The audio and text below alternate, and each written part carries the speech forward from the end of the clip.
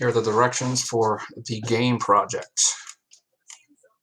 You want to go into the World War I tab. You want to open up this particular file here.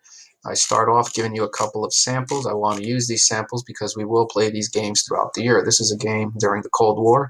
Notice how I have, I don't know, about 15 or 20 spaces. For this particular assignment for World War I, you do not need to have 15. I think there's a requirement where you need to have, I think, 6 or 8. I don't quite know, but I'll get to the directions here. So this particular game, this is looking at the Cold War and how you survive a nuclear attack. So I have some directions, but I guess the directions would be on the back. So the point of this, is just to tell you how to do this assignment, not necessarily how to play this game.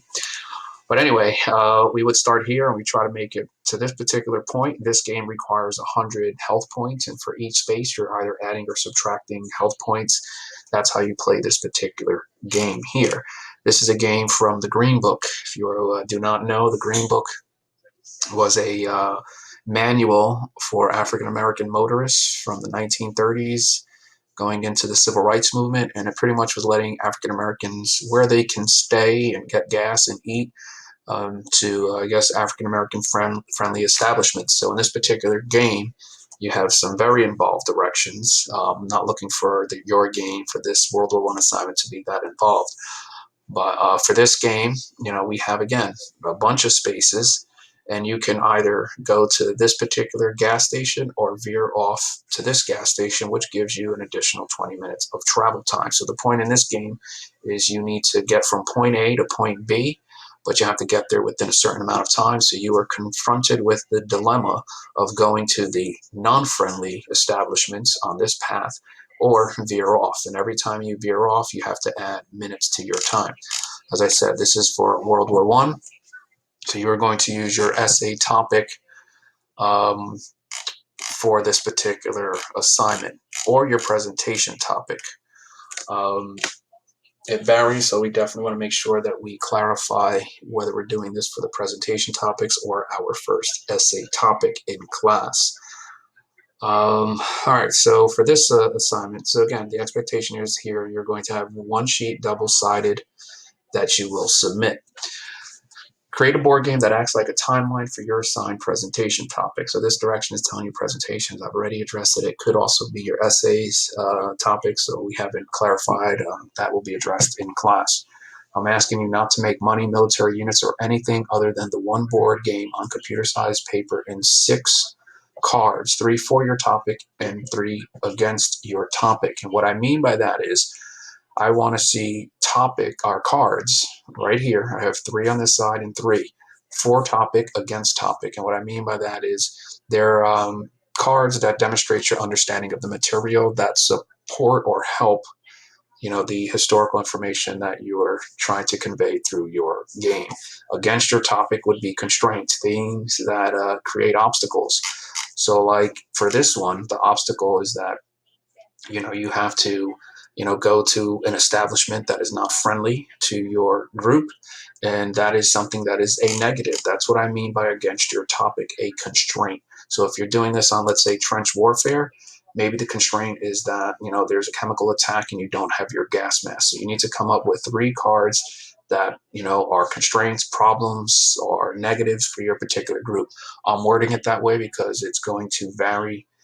Students have so many different topics. I can't come up with directions that address every presentation topic. For your topic are things that are positives, things that help.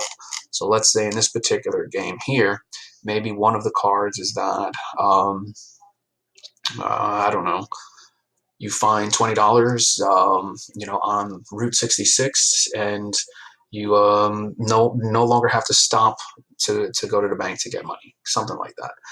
Notice how I use the phrase Route 66, which is a historic term. I would know what you're talking about. So if you just put here, found $5 on the street, like I would probably deduct points on that.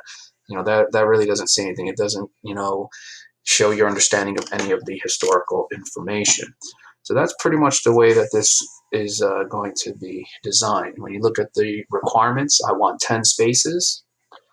I want each space to have correct historic information as it pertains to your topic. So if you think of this like a timeline, by the time I get here to the time I get here, I should have some understanding of your event. Let's say the topic again is trench warfare. Graduate from high school. I don't, have any, goals. I don't have any career ambition. I don't want to go to college. Whatever it is, World War One starts as a result of UGSW, and you lose a family member, and in the next base, as a result of that, you decide to enter the war. So in this base, maybe you're receiving your training. You would have to find some of the information. Where would you receive some of that historical, that training? What military base?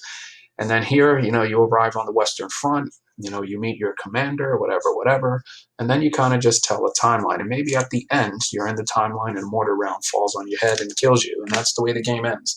Maybe that's what winds up happening. I don't know. You're making this stuff up. But the fact that you use mortar would show that you've used some historic information.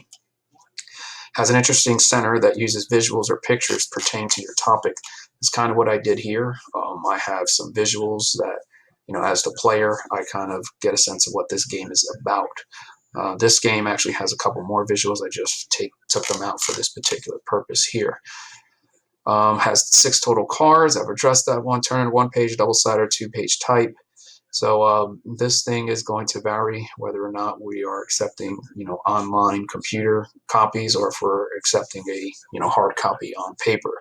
So I guess that will depend on, what's going on in class. It includes a brief directions in the center. Again, I don't want this to be too involved. So like in this game here, you're actually rolling. So, you roll 2, you land here.